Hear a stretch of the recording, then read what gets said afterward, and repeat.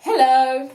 In today's video, I'm going to explain how to create the back of your trouser pattern. If you haven't seen the video of how to create the front side of the trousers, I would recommend going back, watching that, creating your back trousers, and then coming back to this video to see how I created the back of the pattern. You also need to watch my video on how to measure yourself using those 6 measurements. All the different calculations you need in order to create your pattern are on my website. Let's get right into the video. Now, your front and back patterns are going to be of the exact same dimensions for those rectangles. So construct a second pattern block looking exactly the same as the front for the back pattern.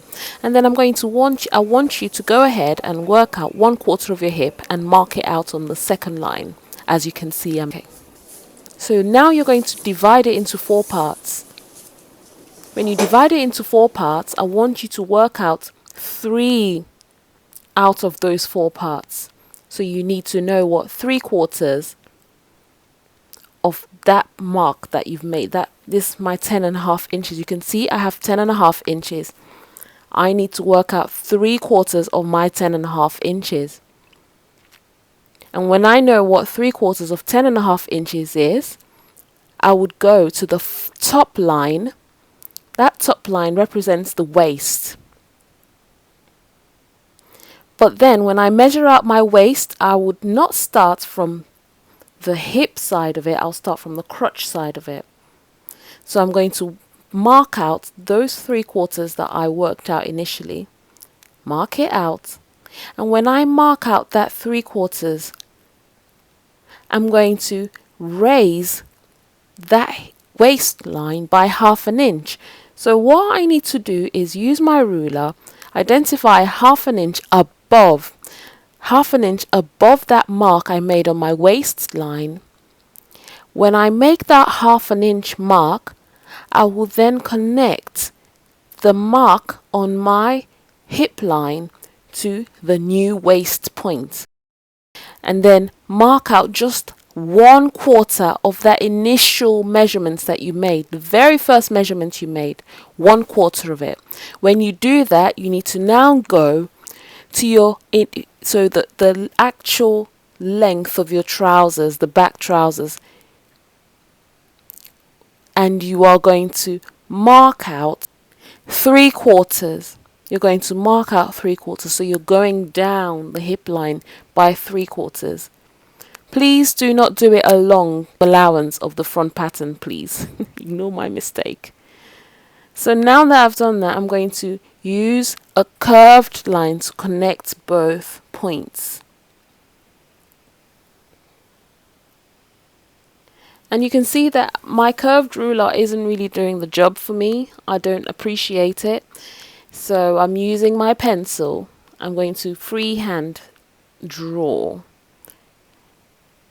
It's not very easy drawing a curved line, so it involves a lot of tracing and back and forth movements, but you can see that I've kept my wrist, my wrist is nice and flat on the table, and all I'm doing is moving my fingers. And when I make that curve, I would use my rubber, my eraser, to rub out the wonky ones. You need to make sure that the distance between the crease line and the hip line on your front trousers are exactly the same as the measurement of the crease line and the hip line on your back trousers. So I've measured out what it is on my front trousers that I created in my last video. Okay, and I'm gonna go to the back pattern and measure out along that hip line. You can see the hip line where we've got the curve. You need to make the knee and the cuff width markings exactly the same as the front. When you then do that, go ahead and join those points.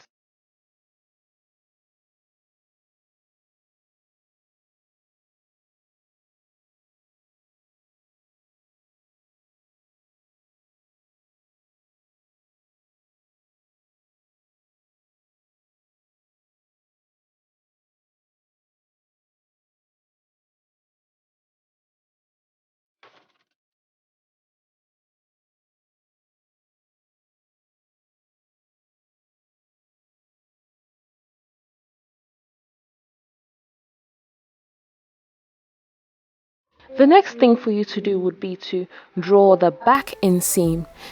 But when you're drawing it, you need to make sure that you curve in by a half an inch, which is the same as 1.3 centimeters. You can see I made a mistake with mine. I got too excited, drew my line, drew a straight line connecting the knee, connecting the point on the knee line, the knee location line, and my crotch. When I did that, I forgot to, so I drew that line with a pencil just to help me, just as a guideline. But then I forgot to make my curve at a half an inch from the straight guideline. So just make sure you do not make the mistake that I've made.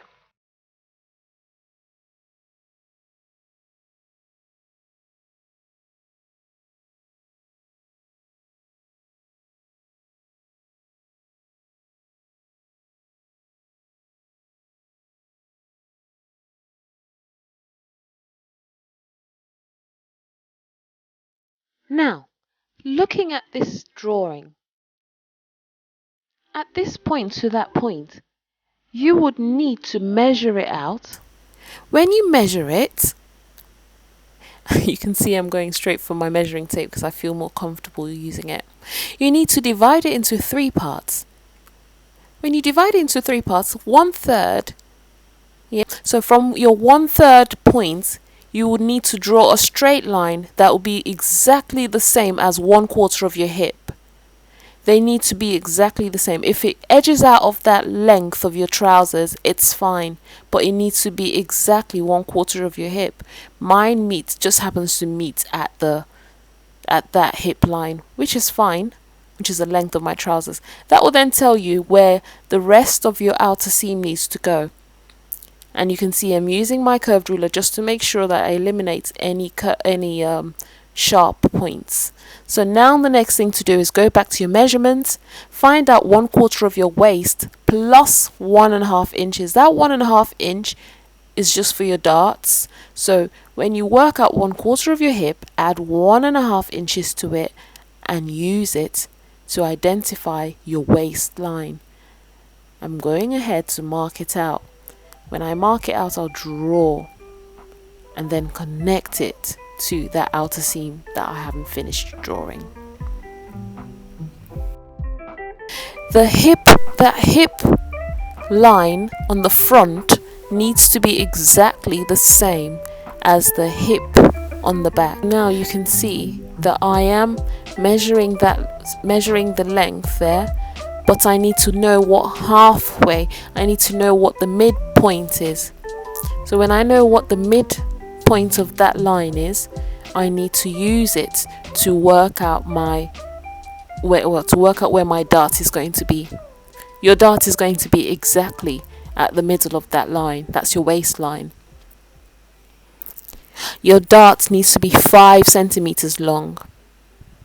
I want my dart to be 1.5 inch wide at the back, but I don't want 2 darts. Maybe I'm lazy. If you feel like 2 darts, do it. Now I'm going to go ahead and add seam allowances. 1/2 inch seam allowance for the waist, 1/2 inch for the crotch line, if that's what it's called, and 1 inch on the outer parts, so your outer seam and your inseam.